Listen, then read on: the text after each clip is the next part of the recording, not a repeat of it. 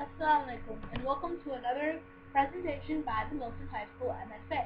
In this video, we're talking about Category 4 competitions, which are the bracket competitions. So if you like competitions, well, not really that. If you're especially competitive and you like to show off your creativity through wits or knowledge, this category is for you. Debate. Only 2 people can register per team, but they compete together. So this is different than all of your other competitions so far. Debates are held parliamentary style with eliminations occurring until a winner is selected. Typically what they'll do is they'll see how many teams they have, and then you'll be paired up, battle of the teams to see who wins. The moderator of a parliamentary debate is called the speaker, and you have to address them as Mr. Speaker or Madam Speaker at the outset of your speech. The side that is affirmative or supporting whatever is given is called the government, while the opposition is the opposition. So it's the negative portion of that. Participants in the debate and members of the audience are referred to collectively as the House, while the resolution is simply termed the bill. So it's like, imagine you are a senator, for this. Really, that's what I'd say. Read up on parliamentary debate styles because it's not a very common form of debate used. You have to refer to one another in the third person, so no you, no he, prime minister, leader of the opposition. You cannot call other debaters by their real names. Now, members only speak when called upon the speaker or when allowed a point of information.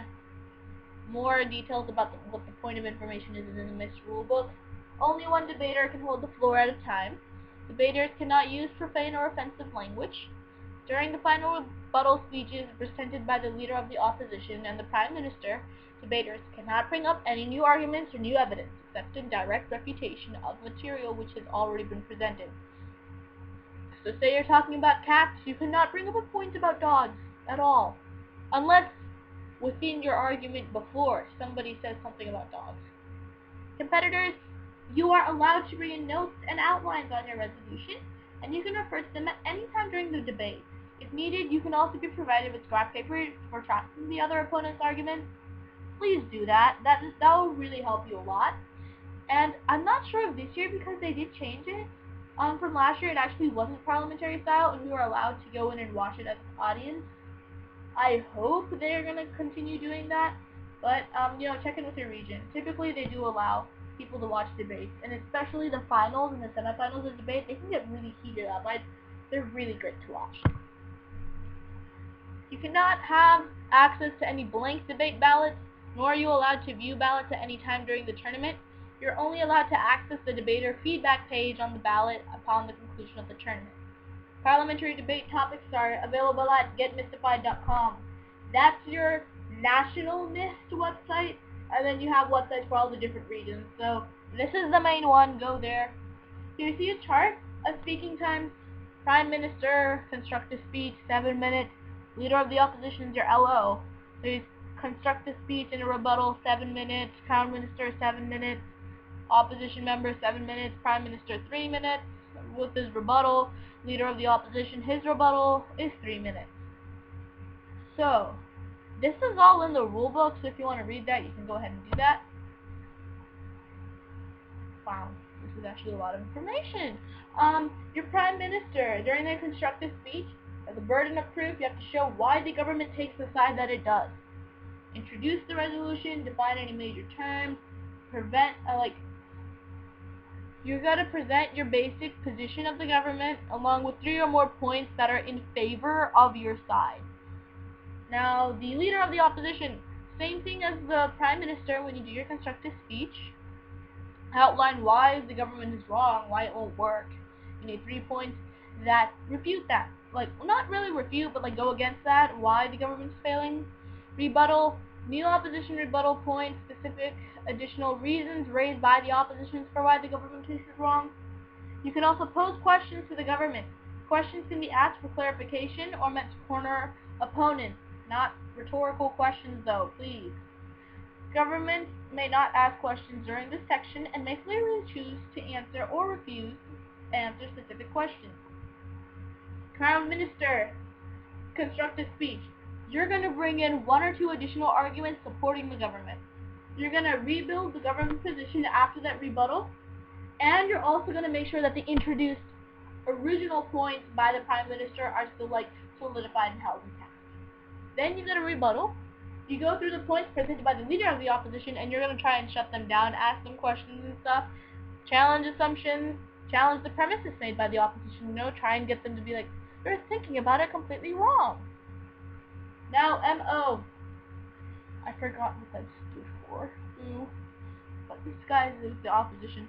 You're going to bring forth the bulk of the opposition argument. You're going to try and introduce 3 to 4 points that help you. You're going to rebuild the opposition position after your rebuttal. And you're going to reconstruct the points introduced by the leader of the opposition. Then the Prime Minister gets up again. You have 3 minutes to rebuild critical aspects of the government case and sum up your entire debate by showing why your side has won. You cannot bring in any new evidence or arguments. Then the leader of the opposition is going to do the same thing. No new arguments, but you're going to sum up why you think the government is wrong and why the House should adopt your resolution. Points of information are a unique feature of parliamentary debates, and they're going to be used throughout all of your missed debates. There are opportunities for a debater to rise during the opposition speeches and offer a question or a comment. To receive permission to present a point of interest, a debater has to say, "point of information," and then place one hand on his or her head with one hand held out with the palm up. I guess that's a visual cue. I don't know why you would do that. The speaker then knows that the debater is interested in stealing the floor, and you can decline this request by waving the individual down or saying no thank you. Also wave your hand at them, be like no. The POI can be used to clarify something or point out a flaw or a contradiction within the speaker's argument, or make a comment that will link to something the opposition will discuss later. POIs have to be kept brief and to the point, 5 to 10 seconds in length.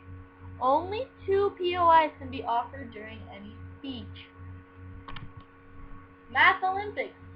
This is another pretty popular one. If you're good at math, go ahead and do it. Only 2 students per team or school, but this time they're competing individually. No knowledge of trigonometry or calculus is required. An understanding of geometry, Algebra 1, Algebra 2, statistics and probability are sufficient for a student, but sometimes they will throw in some pre-calc questions. So if you're taking pre-calc, you may want to review those next year. A number 2 pencil is required. You can bring in mechanical pencils, whatever. Basic scientific calculators are allowed. Students that have calculators with graphic ability will not be allowed to use those calculators, and typically they don't have backup calculators because they expect everybody will follow the rules. So I'd say get a TI-36X Pro, because that's what I've been using, and that's never posed a problem. Students will get a set of problems in different rounds. The students with the highest number of points moves on to the next round, and basically it's like, say you have 5 students in round 1. The guy who gets the highest score with the people who are also doing round 1, I believe they break it up into smaller parts, but it's sort of like a bracket type competition, You're going to go up, and eventually you can have one winner. Now, if in the final round you don't have a winner, then there will be a bonus round. Math Olympic Study Guide is available online with answers in the rulebook. Alright, so the next competition is Miss Trivia Bowl, also known as Miss Bowl. This is amazing. This competition is just wow. This is another one you can view. So I'd recommend going and watching it. It's actually pretty cool. They ask you a bunch of questions that you have not heard of in your lifetime. Teams consist of a minimum of 2 members and a maximum of 6. It's a team effort, and only 4 students can compete at once, and you're allowed to switch in between rounds. Typically what they'll do is, after the end of round 1, they'll say, the topics in round 2 are history and art. So, they'll typically have 4 topics, so say it's like history, art, science, and math. So what you can do is if you have an English person and you have an economics person, they can step out and you can put the people in instead. So I'd recommend, typically there are 4 or 5 topics. have one person study each topic really well and be an expert, and then the other two that you have, if you have a team of 6, have them do 2 topics, but not be so, like, great at their strengths. So that way, if you have it, when you have 4 students, and for the themes that are there, you can have both of them. So you have the expert, and if the expert doesn't know the answer, you also have the person that just read it. Preliminary rounds and quarterfinal rounds and semifinal rounds, and they have 3 rounds within each one of those competitions with a total of 42 questions. One round is 7 questions from 2 categories with a total of 6 categories covered by the end of the competition. Questions for the entire competition are printed in one packet, with each round clearly marked. So you can find those at getmystified.com, which is the national one. Appropriate point values are pre-assigned. Make sure you print out those packets, take notes. I know people that have flashcard systems or Google Docs going for that. Do it. Full rules can be found in the rulebook.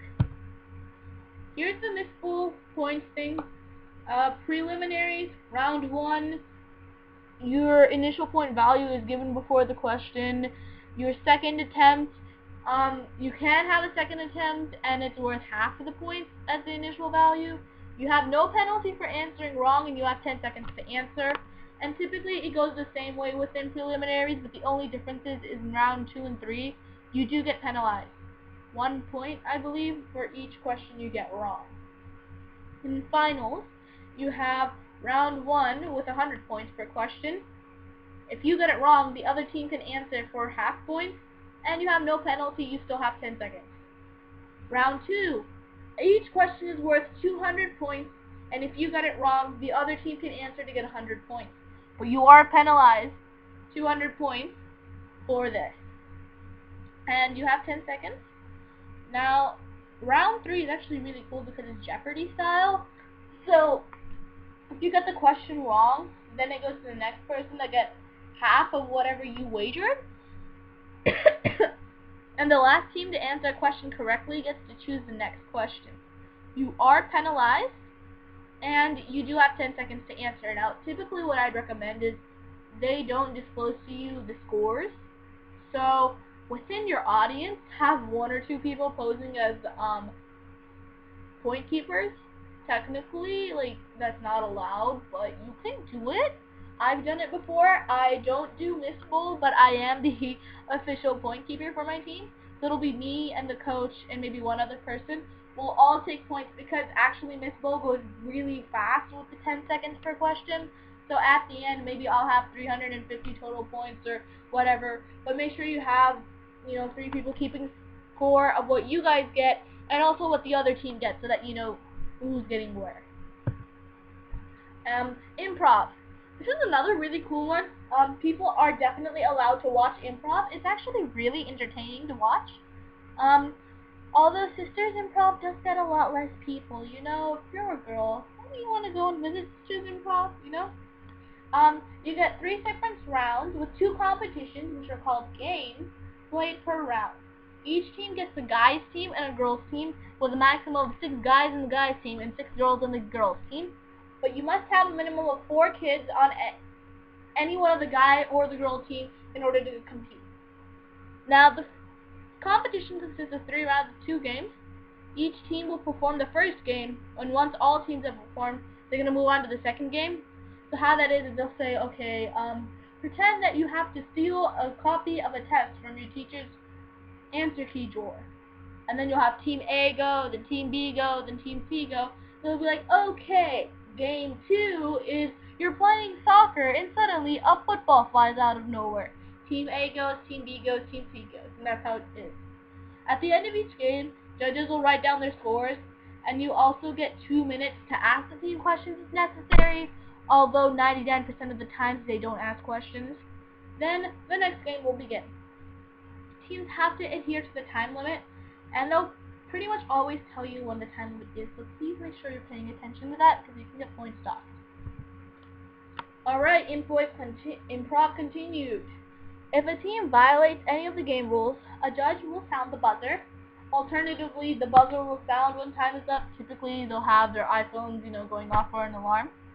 Once the buzzer has sounded, you have to stop the performances, even if you're speaking mid-word, and you have to leave the stage.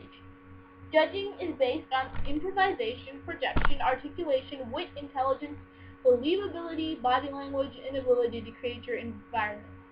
So, what they like to see people that have jokes that are actually pretty funny. They're not corny jokes. Something believable. Please don't bring aliens into it. One team did that, and the judges just looked at them like, "What are you doing?" You have to adhere to proper Islamic principles and appropriate language during this. Points will be deductive, or sometimes even the team will be disqualified for inappropriate actions or comments that do not follow the competition guidelines. Thank you for watching this video, and we hope to see you guys at the bracket tournaments, and inshallah, we hope to see you in our next video.